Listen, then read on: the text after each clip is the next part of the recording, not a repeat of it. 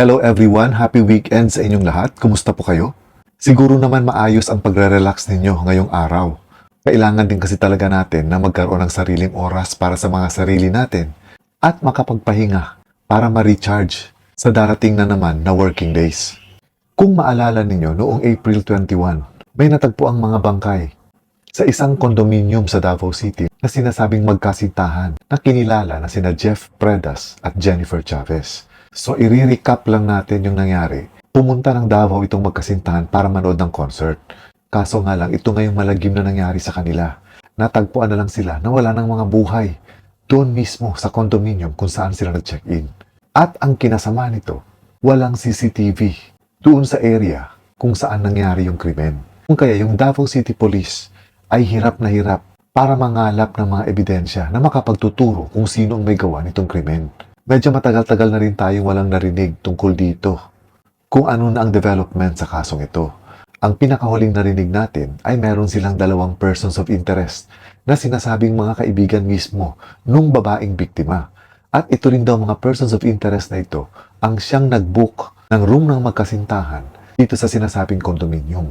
Pero pagkatapos nga silang makunan ng mga statements at matapos silang ma-interrogate, pinalaya rin itong 2 persons of interest na sinasabi.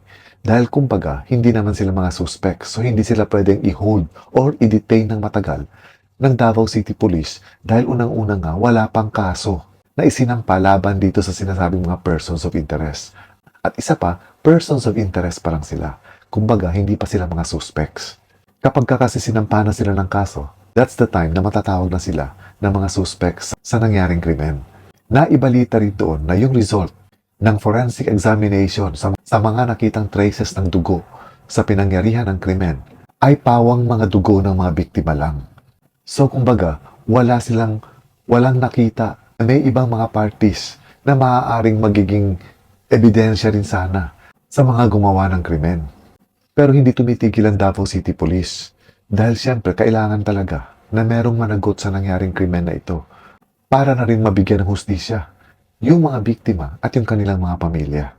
And all along, hindi binibitawan ng Davao City Police yung anggulo nila na crime of passion ang tinitingnan nila. Dahil nga, walang ebidensya na magtuturo na pagnanakaw ang dahilan. Dahil ayon nga sa mga pulis, kumpleto yung mga gamit ng biktima. Walang nawawala sa mga gamit nila. So hindi pwedeng pagnanakaw ang dahilan kaya sila pinaslang. So ano na nga ba ang latest update dito sa nangyari kina Jeff Predas at Jennifer Chavez? Sa isang interview kay Captain Hazel Tuazon ng Davao City Police, meron siyang mga sinabing developments. Kaya pakinggan natin yung interview kay Captain Hazel Tuazon.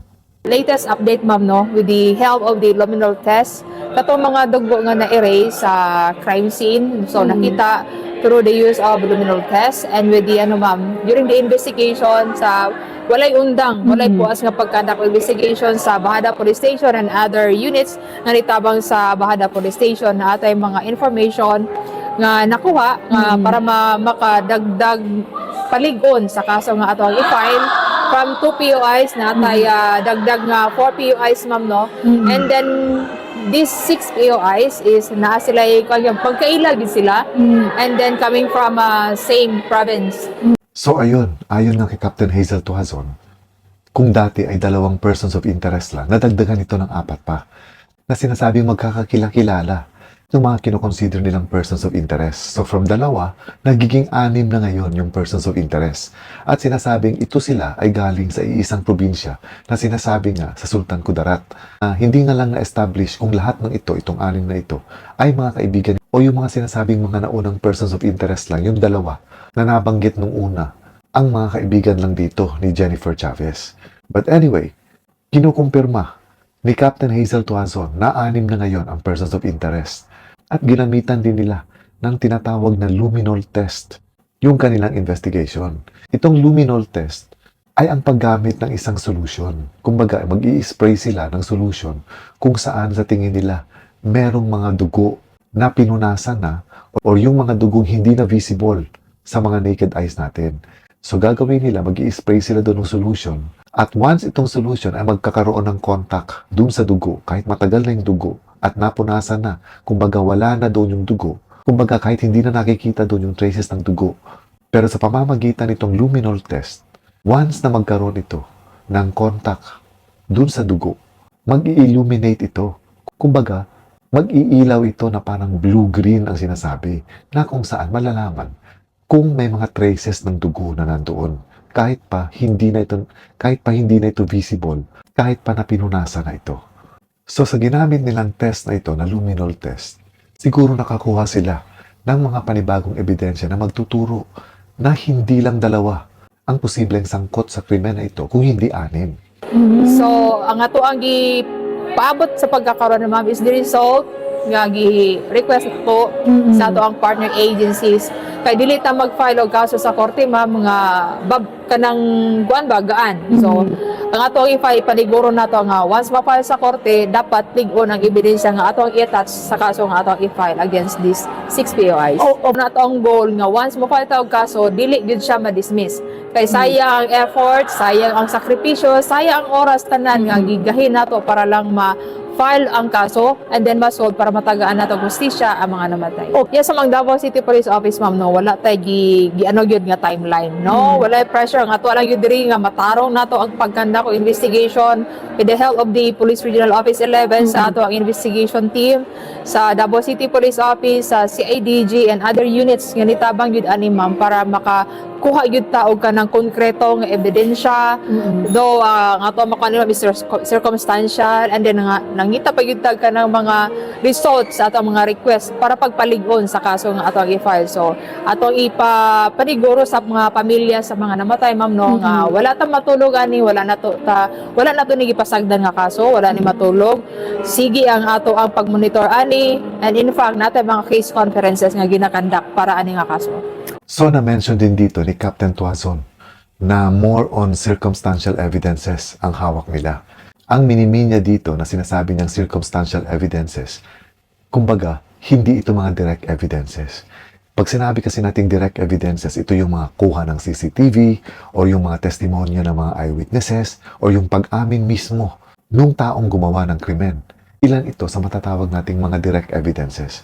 Pag sinabi nating circumstantial evidences, ito yung mga ebidensya na hindi man directly makapagtuturo kung sino talaga yung may gawa ng krimen, pero mapapagtagpi-tagpi yung mga circumstances na maaaring magturo kung sino at kung paano nangyari yung krimen. Tinatanggap din ito ng korte bilang mga ebidensya. Yun nga lang, mas mahirap ito patunayan kumpara sa direct evidence.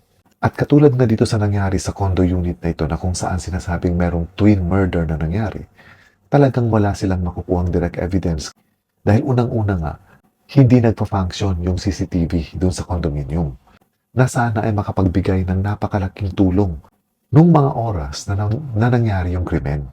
Lalong-lalo na kung may mga kuha doon mismo sa hallway papunta sa room ng mga biktima. Doon pa lang makikita na kung sino-sino yung mga dumaan doon nung mga oras na yon o nung araw na yon. Kaso wala eh. So talagang pahirapan sa pangangalap ng ebidensya ang Davao City Police.